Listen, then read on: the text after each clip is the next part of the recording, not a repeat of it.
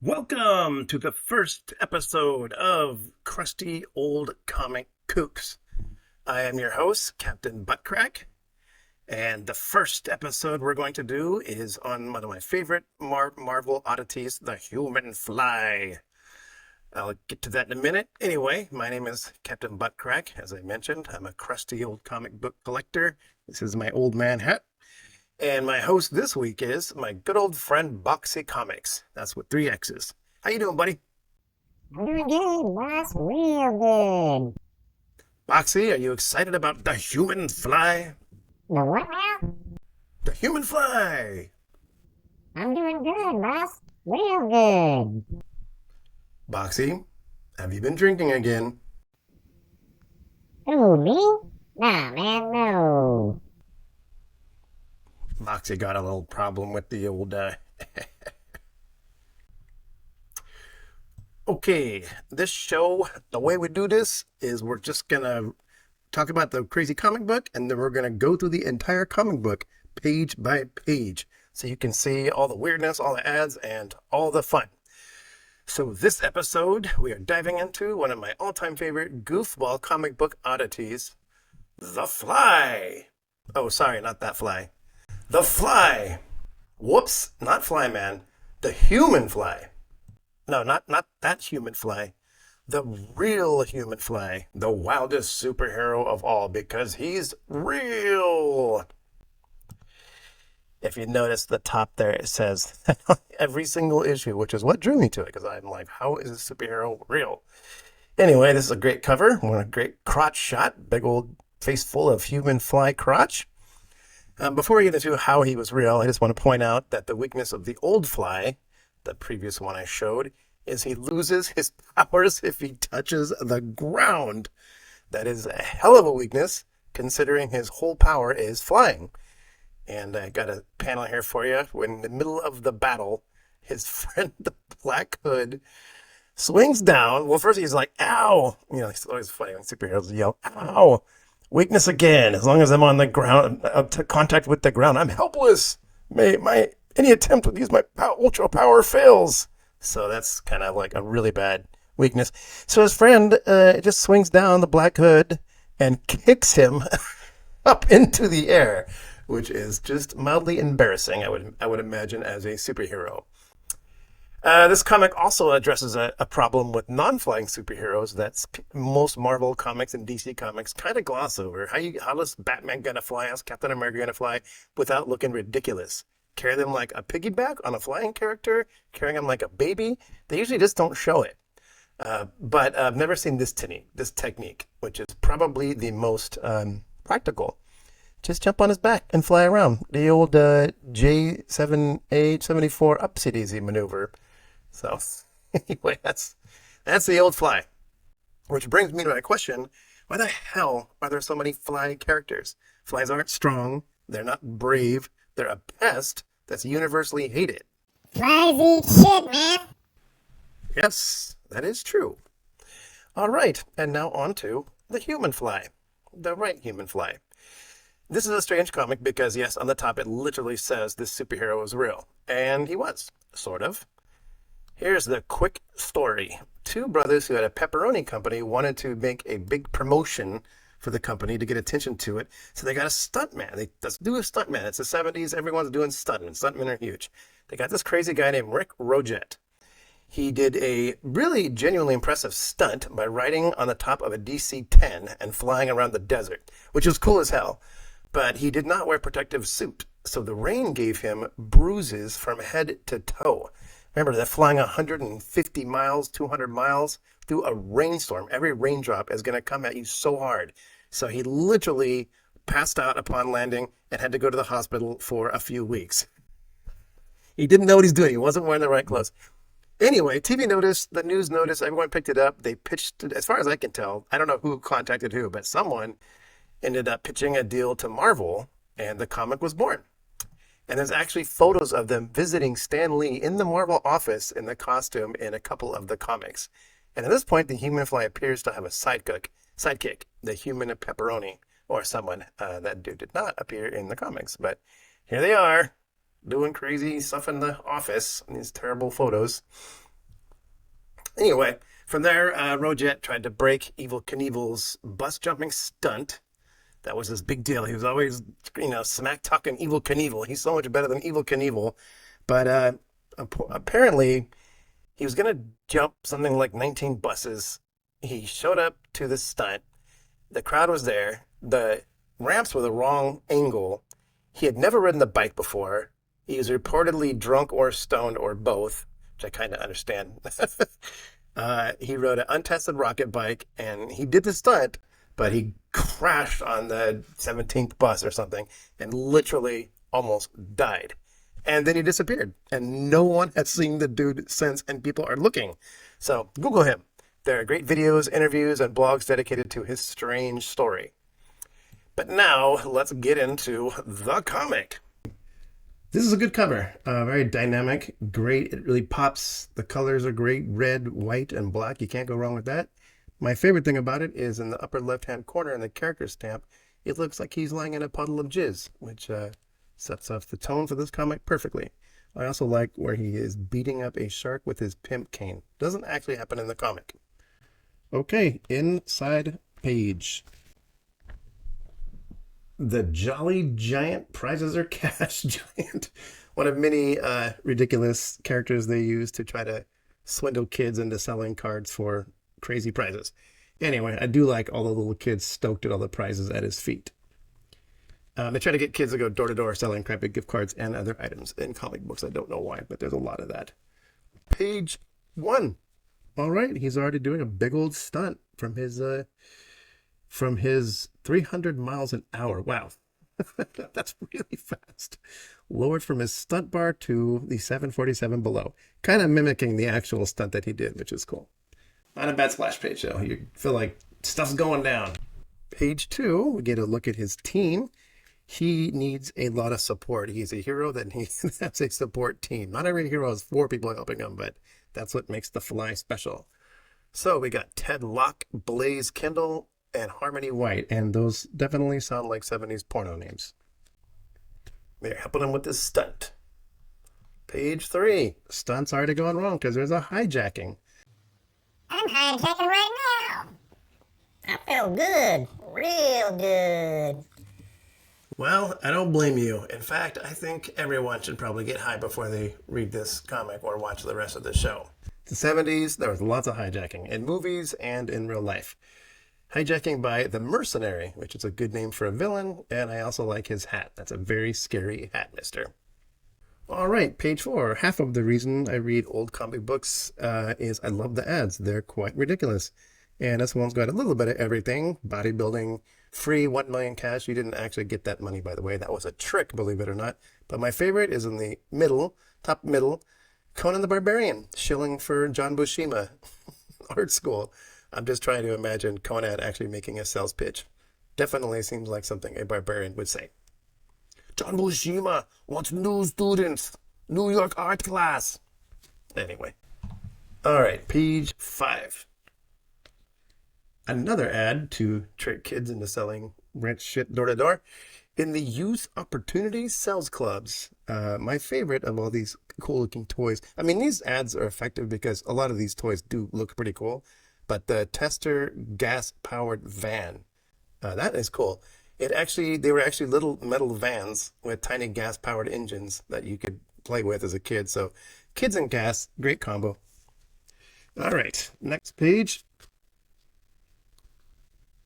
Okay, and now the human fly is on the plane, but using his palm magnet, and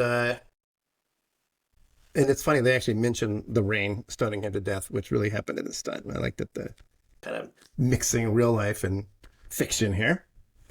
Okay, moving along, page 7, and now it's a sudden flashback to Blaze Kendall's background story.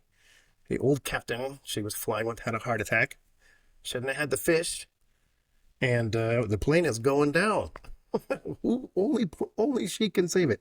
One thing I do like about this, and this is tiny skinny panel of the plane just doing a nosedive into the city. That's a very hilarious panel. But also, for whatever reason, this comic loves rounded panels for their for the comic panels, and I'm not sure why, but it's something they commit to all the way to the whole run. So ah, PC Man, Pacific Comics Man. This I like hastily drawn random comic book characters ads, so it's a good one. Boxy, what do you think of PC Man?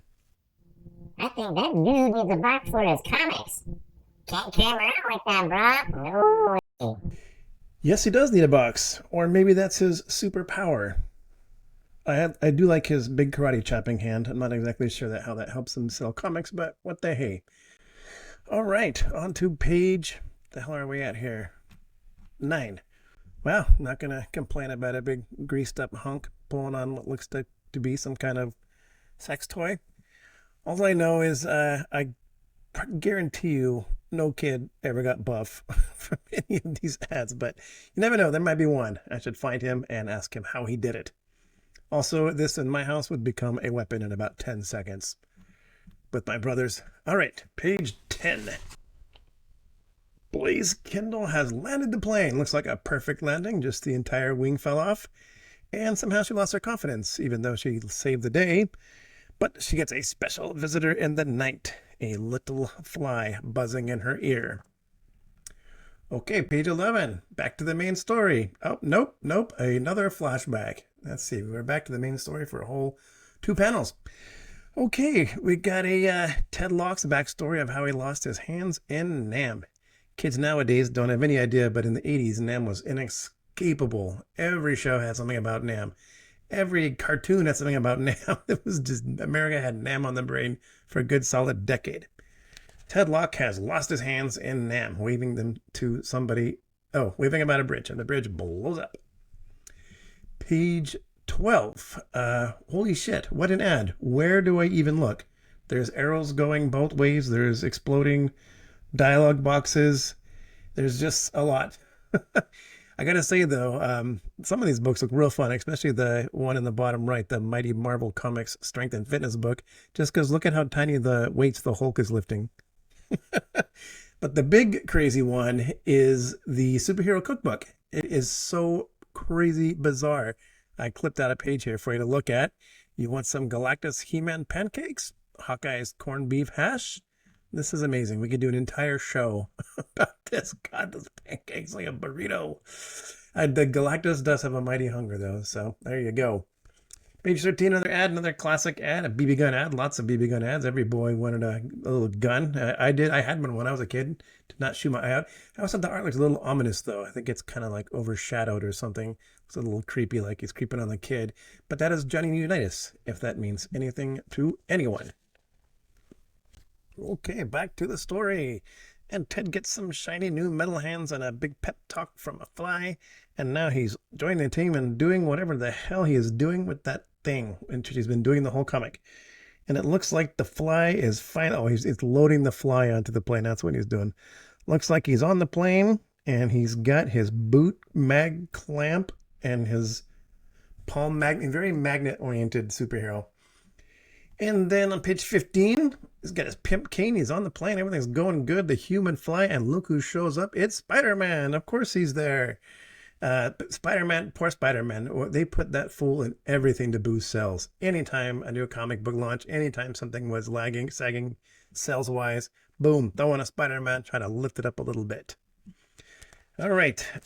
Next page. Good Lord. This art kind of sucks. Why are we doing this comic? This is terrible. And the fly is flying away. Page 17. Luckily, he has jet boots and magnet boots and magnet hands. And he makes it back on the plane just in time for another flashback. This one, though, is about the fly. So at least we know about our hero and what happened to him. He crashed his car. And now page 18, an ad for the Human Fly. First issue coming out in June in the first issue of the Human Fly. So it's an ad for the thing that you already bought. I don't know why. Don't exactly know what they're thinking. Do you think this is a good idea, Boxy? Real good, man. Real good. Good. I thought you might.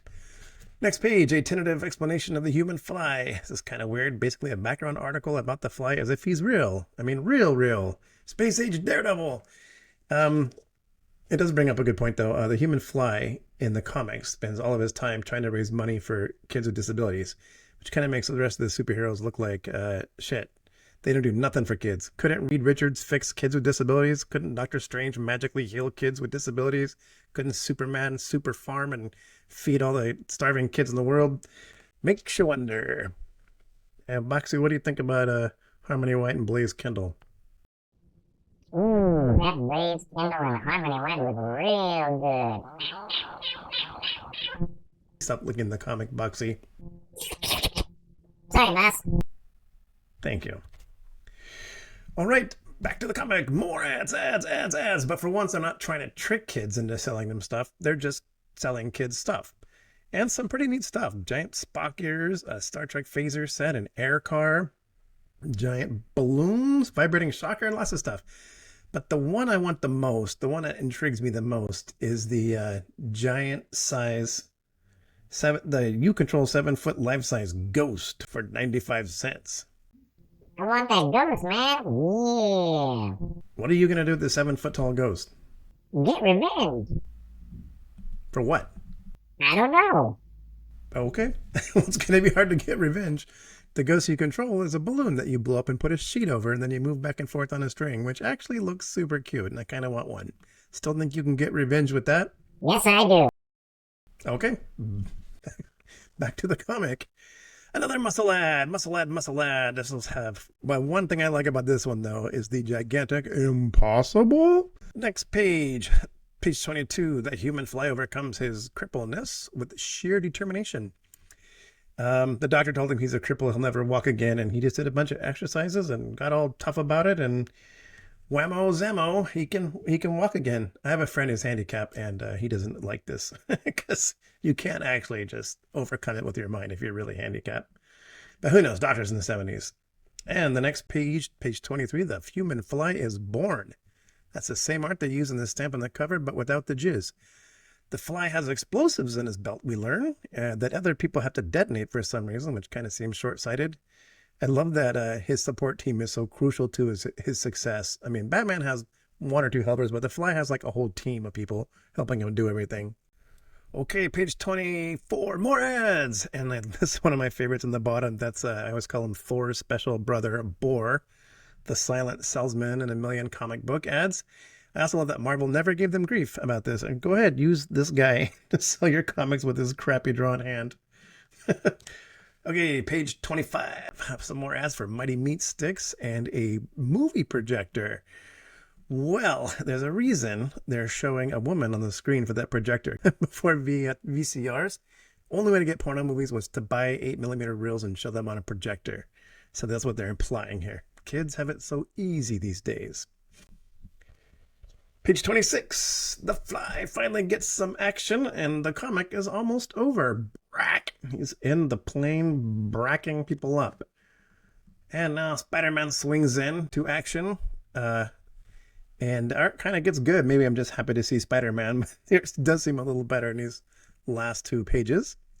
Still yellow, lots of yellow backgrounds, and they commit to that through this comic and several other issues. Page 28, Classic Bullpen. I always skipped it as a kid, but I love reading it now. Perfect window at an exact moment in time. At this point, they're hyping up the Jack Kirby 2001 comics, which are completely insane. Page 29, Yarn. Mitts are dirty. Kids, do not eat food out of your baseball mitts, please. And now back to our story, back to more yellow panels. The Spidey comes in to save the Fly, who is plummeting to his doom with the mercenary, with Spider-Man's parachute. All right, hang glider? Hang glider. The irony, though, the Spider coming to save the Fly. I just love it. Page 31, the big finish, with Spider-Man wishing his new hero good luck and swinging away, and the Fly giving all the money to charity. He really is a good guy. He really is a good Fly. Page 32, 100 toy soldier set. I don't reckon kids play with little green army men anymore. Maybe they do, but I sure they all had a lot of fun blowing them up and sticking them up cats' butts or whatever I did.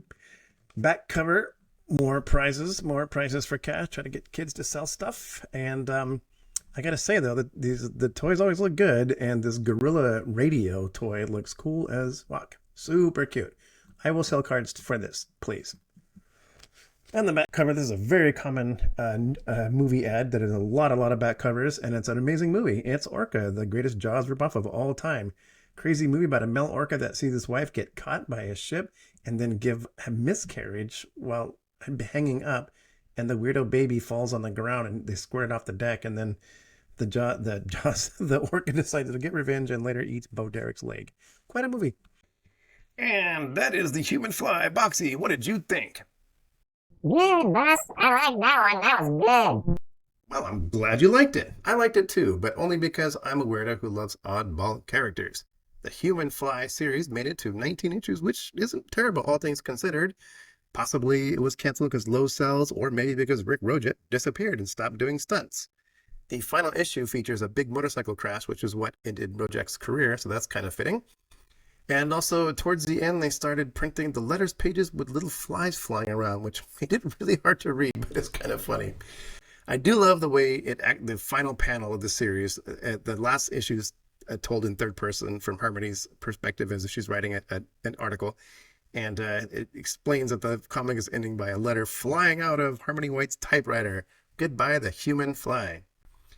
Rick Roget, if you're watching, I salute you. You still have fans. Please come out of isolation or from South America or wherever. People want to know more about you and your experience. And that's it. Next up, we're going to do Spider-Man versus the Hypno Hustler, and joining us will be Spider Dan. Thank you for watching. Goodbye, everybody. Stay in school. Bye now.